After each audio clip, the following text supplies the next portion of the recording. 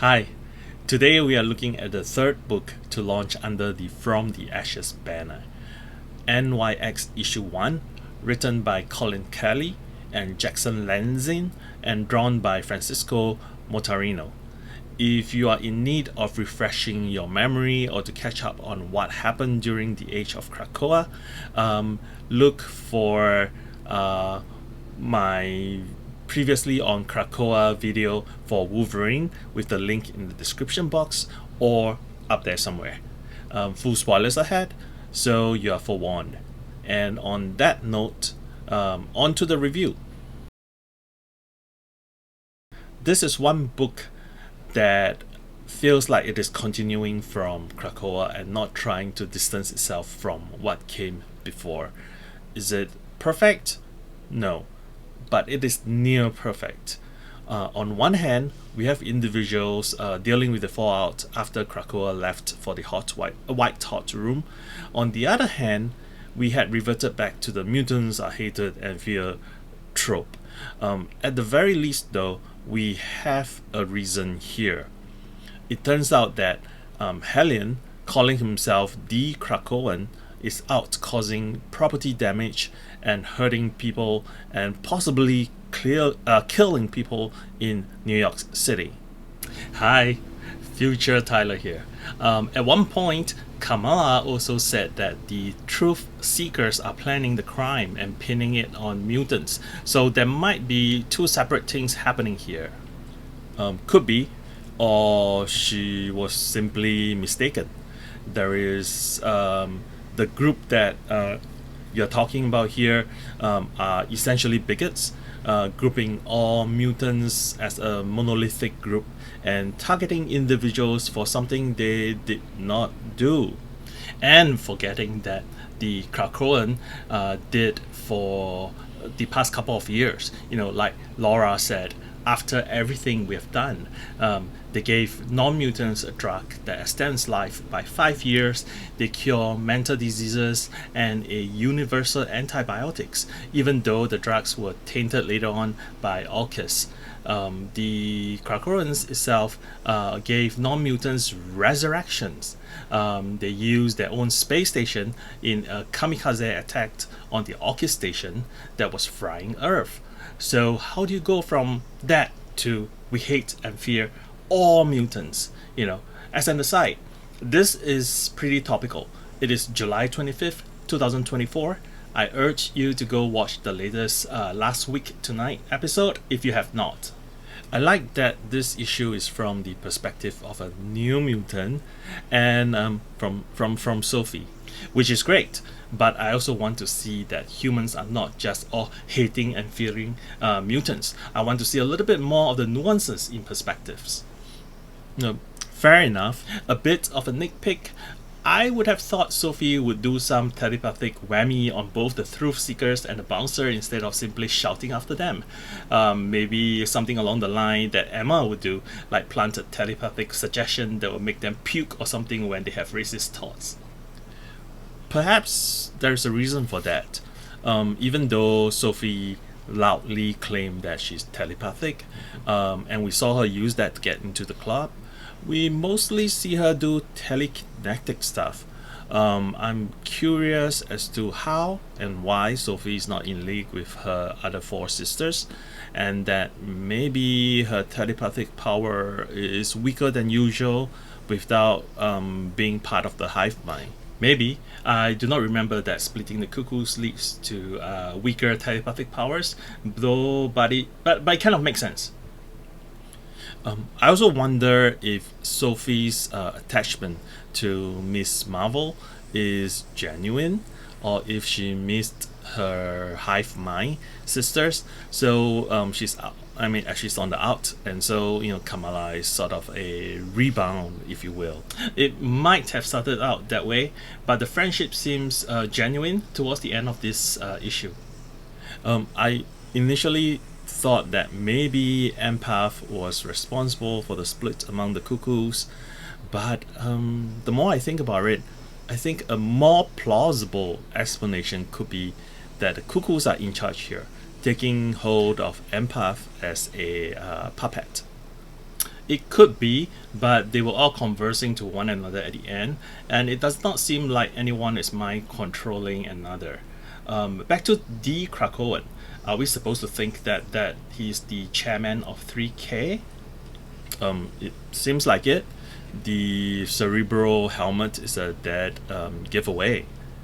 The bonus page has fauna being taken somewhere bad, which is yet another issue that I think is insufficiently handled from the fallout of Krakoa. I mean, it is an entire island where there are mutants of all ages. Are we supposed to believe that the adult Krakoans simply toss all the children out in the wild, without taking care of them or making sure that they have somewhere to go to? I mean, we did see some of the younger mutants going home in Uncanny X-Men 700 when Krakoa created Gates for the last time.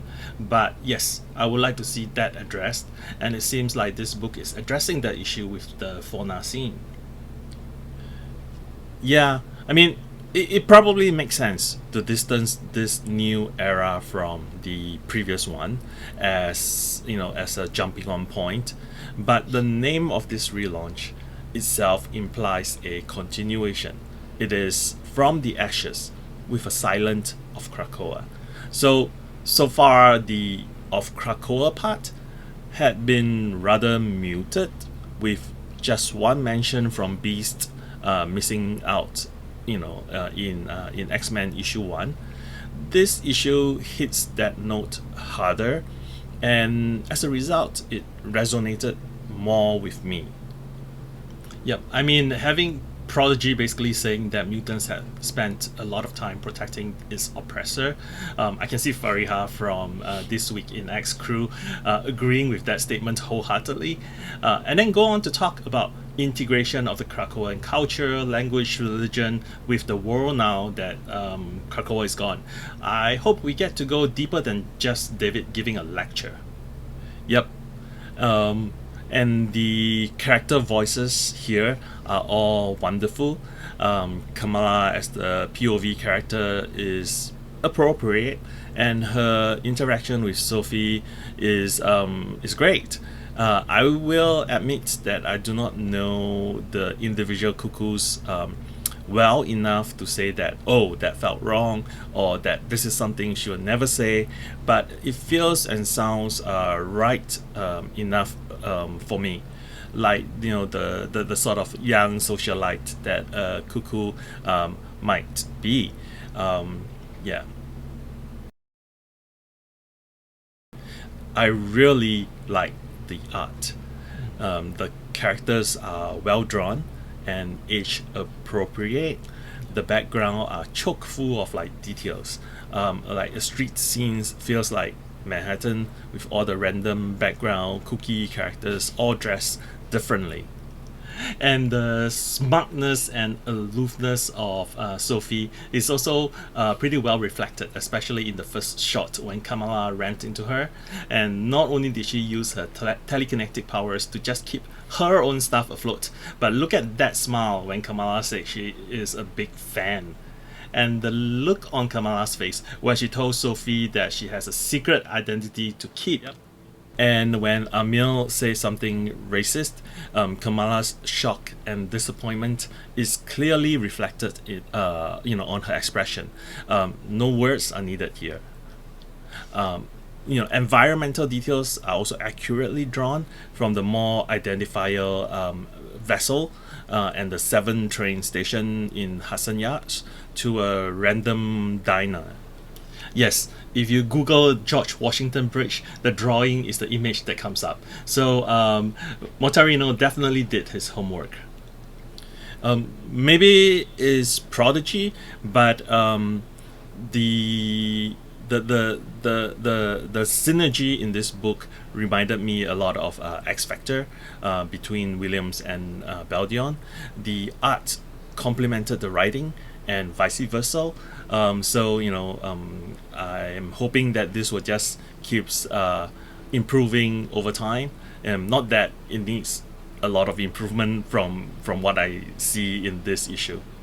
There was also like a speech bubble that when Kamala had to speak loudly in key turn and in the collapsing subway station, you get all caps and larger fonts to reflect that, which is a nice touch.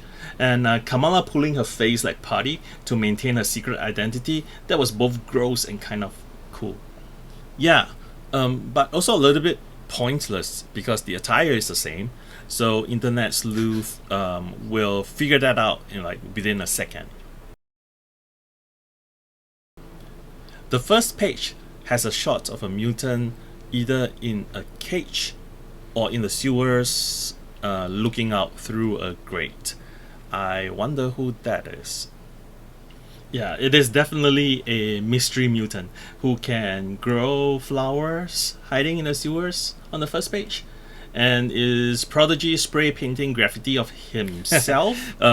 Maybe. And, well, apparently he's no longer dating Tommy. Also, if Kamala is going to Manhattan from New Jersey and walking across a bridge, she's using the George Washington Bridge. And she lives in Jersey City, so that is one heck of a commute. Maybe the school is near Columbus University campus? That would make sense. Actually, no. If you look at the background in later panels, Kamala crossed the bridge and then head downtown as she passes Times Square. So if anything, ESU is actually closer to NYU. Well, in that case, it is a super long commute. I like the use of vloggers here. While it is dating the book, though, because well, I mean that cannot be helped. Like scenes from older books where people are using landlines and phones with cords and things like that, you know. So in conclusion, I would give this a 4 out of 5. I actually like it even more on the second read, and I want to bump it up to 4.5 out of 5. So needless to say, this is a must read.